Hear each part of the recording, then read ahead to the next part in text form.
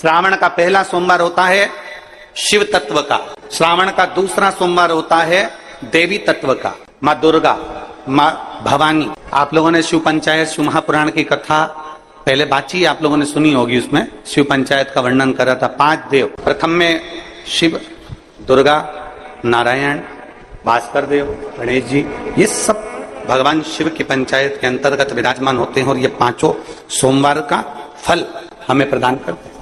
एक एक सोमवार की महत्वता है, एक एक सोमवार का क्रम है।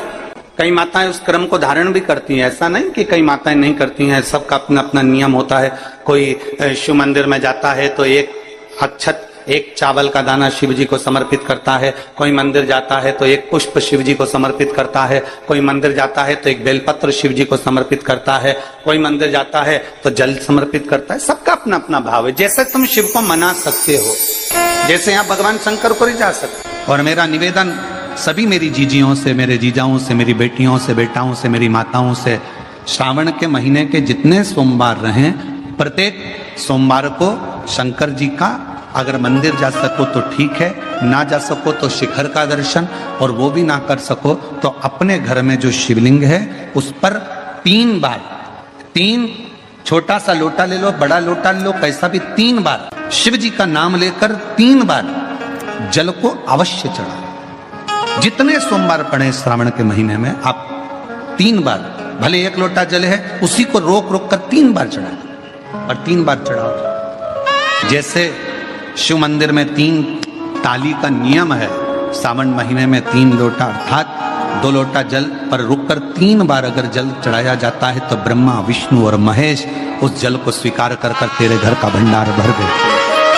3 बार जल। गंगा जल का प्रयोग एक तो पितरों के लिए, दूसरा श्रावण के महीने में किसी भी एक सोमवार को अगर व्यापार नहीं चल रहा है, नौकरी नहीं मिल रही है, तो कोई तकलीफ आ रही है, तो कोई कष्ट आ रहा है, कोई रोग बढ़ रहा है, डॉक्टर से ऐसा लग रहा है कि ये बड़ी बीमारी बताने वाला है, शरीर में कोई गांठ पड़ गई है और वो जांच के लिए गई है, तो बिल्कुल श्रावण के महीने में किसी भी एक सोमवार को गंगा जल लेकर जाइए शिव मंदिर में। शंकर जी के मंदिर में थोड़ा सा गंगा जल नंदी को समर्पित कर कर, थोड़ा अशोक सुंदरी को समर्पित कर कर, थोड़ा गणेश और कार्तिकेय को समर्पित कर कर, थोड़ा सा गंगा जल जया, विषहारा, शामरीबारी, दौतली और देव को समर्पित कर कर, थोड़ा सा गंगा जल शिवलिंग पर समर्पित कर दो। उस गंगा जल को वापिस झेल कर लेकर आओ। 3 दिन तक लगातार उस गंगा जल को पीना प्रारंभ करो। उसके बाद जांच के लिए आप कहीं पर भी जाइए, बाबा कृपा जरूर करेगा, ये निश्चित था। उस गंगा जल की प्रधानता, उस गंगा जल का एक गौ माता, गौ, गंगा और संत, ब्राह्मण, साधु, सन्यासी, सात्वित्ववान नारी, कन्या, स्त्री, इनका जो महत्व है उसको जान गए तो जिंदगी सार्थक हो। यदि भूलवश भी अगर कोई व्यक्ति मंदिर में बेलपत्र चढ़ा हुआ है और बेलपत्र उसने एकत्रित कर लिया मंदिर के अंदर ही, और मंदिर में बेलपत्र एकत्रित कर कर धागा लिया और उस कच्चे धागे में, उस कच्चे धागे के अंदर अगर उस बेलपत्र की डंडी को पीछे से उसने एक एक साधारण सी गांठ लगाकर उस बेलपत्र की माला को सिद्ध कर लिया, हल्की सी कच्चे सूत की गांठ लगाते लगाते मंदिर की चढ़ी हुई बेलपत्र को, शंकर पर चढ़ी हुई बेलपत्र को, शंकर की चढ़ी हुई बेलपत्र को ही उसने गांठ लगाकर जब माला सिद्ध कर ली और सिद्ध कर कर अगर वही माला भगवान शंकर को अर्पित कर देती है तो कहते हैं कि हमारा फिर पुनर्जन्म होता ही नहीं है। इस संसार सागर से हमारी मुक्ति हो ही जाती, पुनर्जन्म से हम छूट जाते। जैसे जगत गुरु शंकराचार्य जी कहते हैं पुनरपि जननम पुनरपि मरणम, उस प्रपंच से छुटकारा। अब कई लोग ऐसे होते हैं कि वो पत्ती में छेद कर देते हैं। नहीं, शिव महापुराण की कथा कहती है चाहे बेलपत्र हो, चाहे तुलसी पत्र हो, चाहे बेलपत्र हो, चाहे तुलसी पत्र हो, इन दोनों पत्ती के अंदर सुई को नहीं पिरोना चाहिए।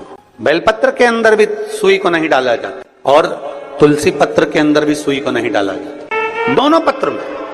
हाँ, कच्चे धागे से आप उसमें डंडी में गांठ लगाकर भगवान शंकर को माला धारण कर सकते हो, पर कौन सी बेलपत्र?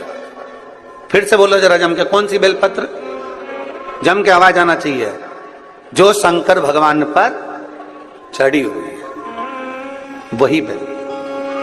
धोया, माला सिद्ध करी और वही माला मेरे देवाधिदेव महादेव को समर्पित कर दी। वही माला आप में से कई माताएं ऐसी बैठी है जो सावन के सोमवार का व्रत करती हैं। अब आप में से और हम में से कई माताएं बहन भाई ऐसे होंगे जो व्रत करे होंगे तो उन्होंने एक टाइम फलाहार किया होगा, एक टाइम जम के बोलो भोजन किया होगा। आप में से कई लोग ऐसे होंगे जिन्होंने एक टाइम फलाहार करा तो दूसरे समय पर भी फलाहार किया होगा। आप में से कुछ लोग ऐसे होंगे जो एक टाइम केवल फलाहार करे होंगे, दूसरे समय कुछ भी नहीं लिया। बोलो बोलो सही है कि गलत है? अब ईमानदारी से बोलना।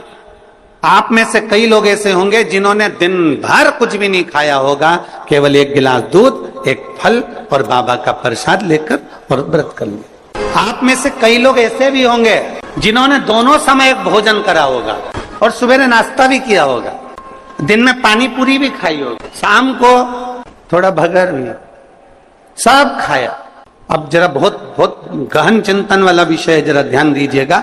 एक व्रत करा, एक टाइम भोजन, एक टाइम फलाहार, एक ने व्रत करा दोनों समय फलाहार, एक ने व्रत किया कि मैं कुछ नहीं खाऊंगा, एक फल, एक गिलास दूध, एक ने सब कुछ खाया, मतलब दिन भर भोजन कर, दिन भर भोजन कर।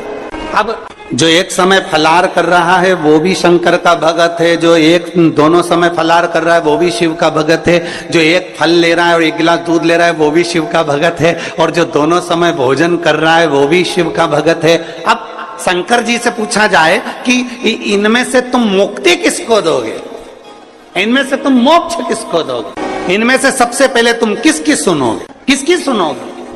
तो भगवान देवाधिदेव महादेव का चरित्र कहता है, माता पार्वती से, पार्वती भले तुम भूखे रहो मत रहो, पर इतना जरूर करो कि किसी का दिल ना दुखे तो मैं प्रसन्न हो जाता हूं और वर प्रदान कर।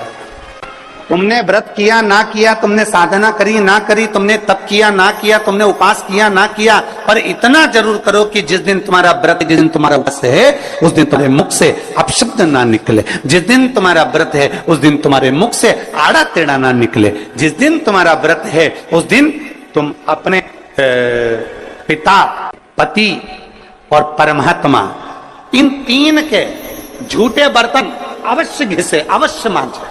घर के सारे बर्तन मांजने वाली कोई आए वो मांजे, मना नहीं है, पर 3 बर्तन अपने को खुद मांजना चाहिए।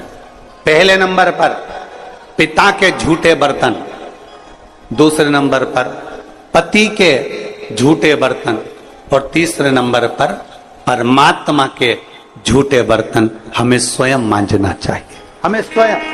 इन 3 के बर्तन अगर दूसरे मांजते हैं तो आधे से ज्यादा